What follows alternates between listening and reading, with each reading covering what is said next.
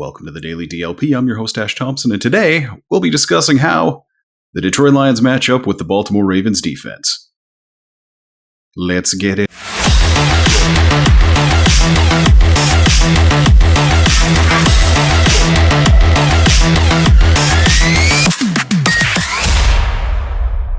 What do you think of when you think of the Baltimore Ravens? For me, it's a stout defense, a run-first mentality, and that's about the entire story.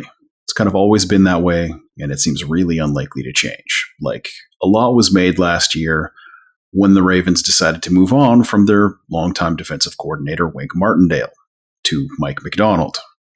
Martindale had a near insane scheme involving heavy blitzes and way above average man coverage percentages every year.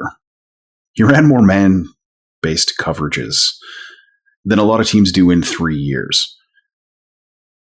There have been significant changes over the last season and a half. Like, the Ravens have gone from blitzing almost double the league average to slightly below average blitz rates. The Ravens were one of those teams resisting the move to nickel defenses and too high coverages. And they've changed to an above average nickel rate and zone coverage about 3/4 of the time, slightly more than the league average. Macdonald, of course, came from Michigan. I'm sure most of the people listening to this will remember that magical 2021 season, which was his only with the Wolverines.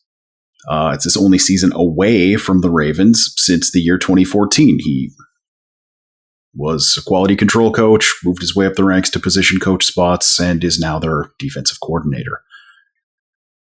It's not like he was brought in to completely revolutionize the way that the Ravens do things, but they did need to modernize their play calling significantly.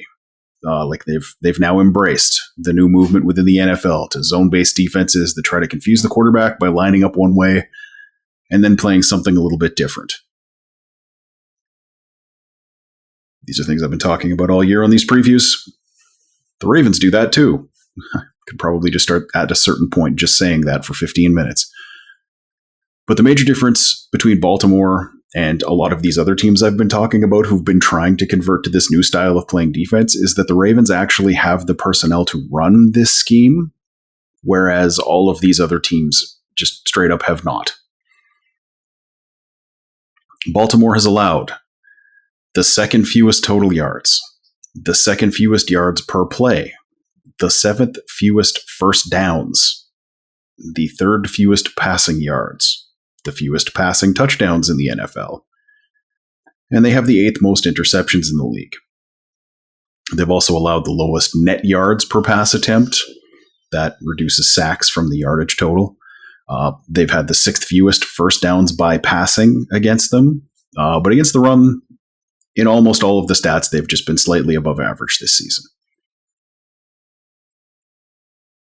And if you were to say that they've only played bad offenses this year, that would be accurate. They faced the Texans in C.J. Stroud's first game as a professional quarterback. Wasn't his best, let's just say. Then they faced the severely injured Joe Burrow-run Bengals offense, which that just started not being terrible about a week ago. They faced the Gardner Minshew Colts offense. And then the Browns, who hate me some Browns. No team has earned the terrible things that are happening to their offense quite the way the Browns have. Then last week they faced the Steelers, and that is just an offense that's been having some struggles this year. So while this is a good defense, don't get me wrong, I'm not standing here telling you that somebody who ranks that high in all of those categories doesn't actually play high-quality defense. They haven't exactly faced the cream of the crop of the NFL's offenses. I give the Bears a lot of grief for ditching Roquan Smith and then spending a ton of money on a worse off-ball linebacker to replace him. The Ravens are where Roquan Smith went. He and Patrick Queen basically are the core of this Ravens defense. The Ravens have a pair of linebackers who basically both play pretty much every snap. Like, Queen is at 98.3% of snaps on the year, and Smith is at 97.8%, just slightly behind him. Queen is the bigger of the two, but he's no less athletic by any means. The Ravens have sent both of them as blitzers about the same number of times, and it's a lot.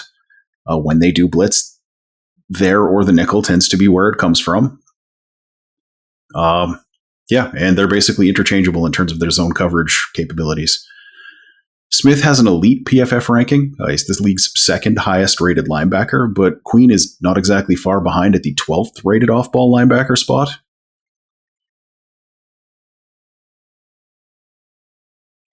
Their safeties kind of offer a similar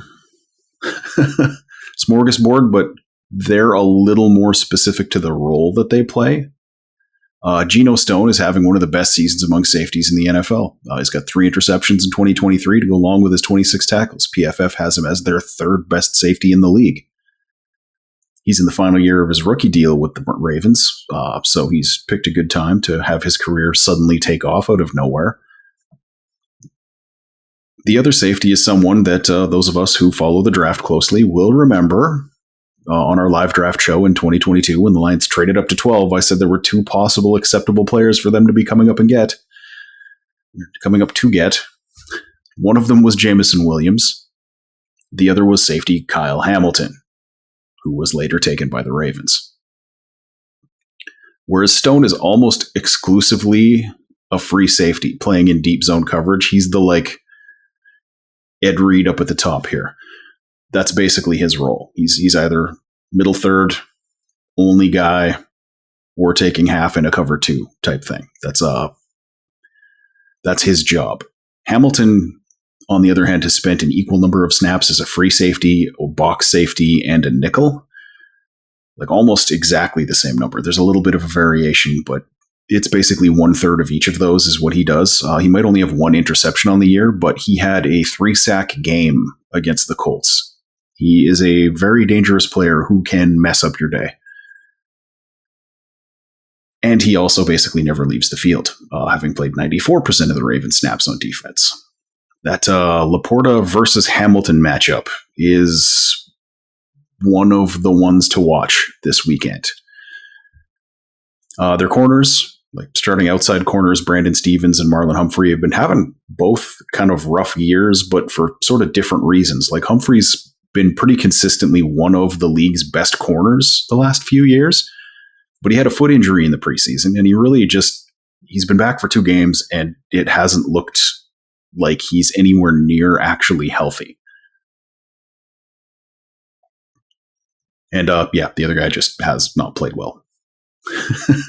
not terribly, terribly badly or anything. He's not in danger of getting benched, but he's got a PFF grade in the mid-50s, and that is about accurate based on what I was looking at least on tape. As a group, their secondary has good but not great speed, but their overall athleticism and the nature of their responsibilities make them a more than functional unit on the back end. The slot reps not taken by Hamilton have been taken by Arthur Mowlett, who is a fine player as well. There's no real hole here. There's just Hamilton and Humphrey when he's healthy, and everything else is fine or good.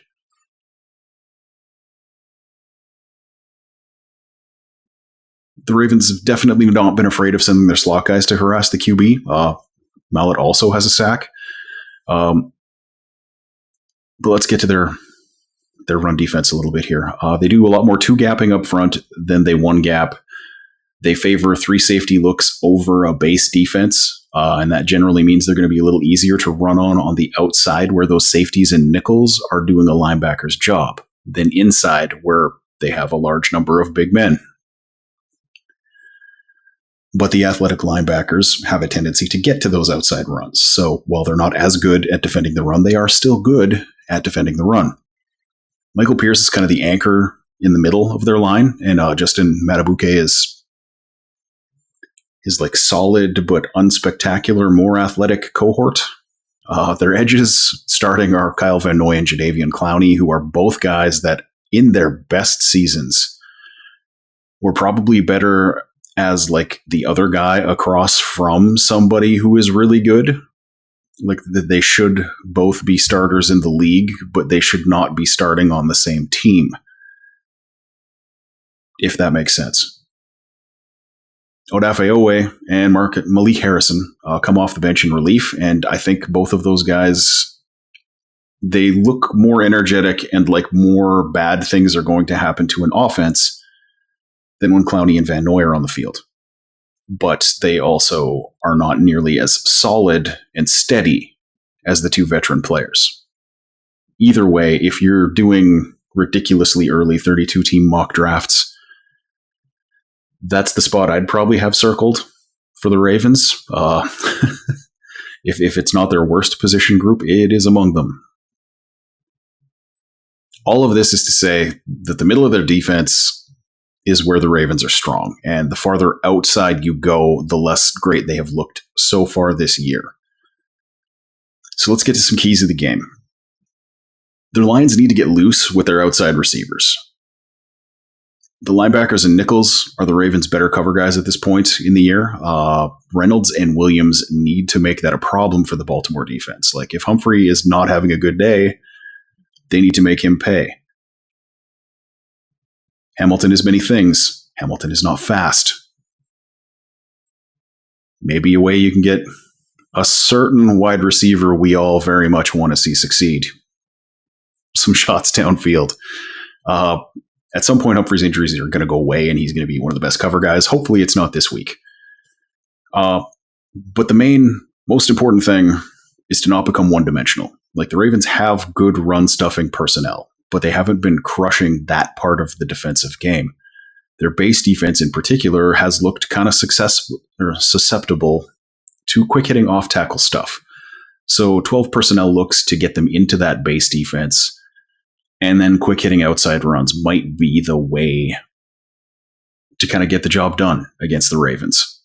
But the problem for the Lions is that David Montgomery, Craig Reynolds, and Jahmyr Gibbs are all either limited or not practicing at this point in the week. And that leaves practice squatters Mo Ibrahim, who just signed off the couch a couple days ago, and Devine Ozigbo as the only legitimately healthy running backs that the Lions have.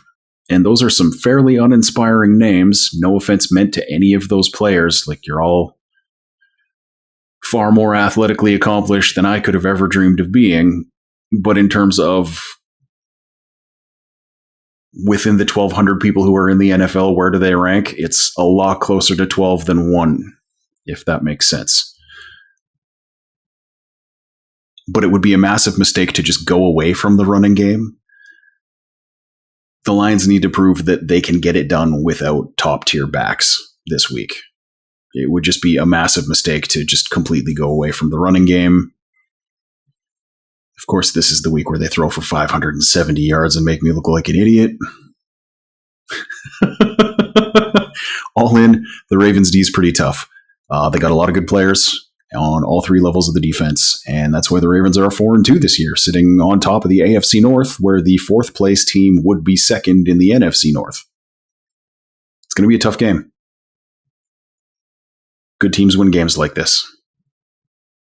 The Lions are a good team. See you Monday. Go Lions.